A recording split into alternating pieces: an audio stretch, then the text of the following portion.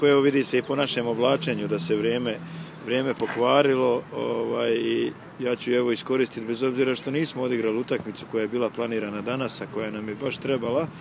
zahvaliti se našim sportskim prijateljima iz Mramora koji su bili raspoloženi da nas ugoste, međutim snijeg koji je noćas padao i ovo hladno vrijeme je veliki rizik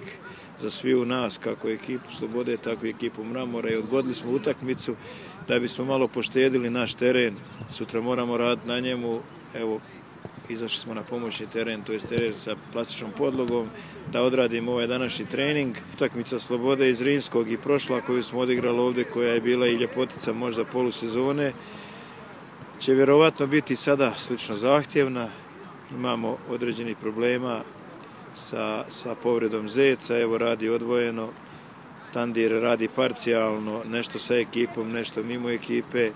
Ordagić je tek danas prvi trening evo odradio sa ekipom, tako da su to sve neke situacije, uzmeći u obzir da ima i Efendić kartone, to su neke situacije koje moramo već u toku sutrašnjeg dana, sutra je četvrtak, opredijeliti se i napraviti ono što nam je potrebno da bismo došli do povoljnog rezultata protiv Zrinskoga. Prvak, samo jedan poraz koji imaju na gostujućim terenima nam daje dovoljno upozorenja da nas čeka težak zadatak, ali evo mi smo podbacili u Krupi, odigrali izuzetno loše. Nadam se da ćemo popraviti igru i da ćemo biti mnogo efikasniji protiv Zrinskoga, samim tim obradovati naše navijače jer nam je to obaveza.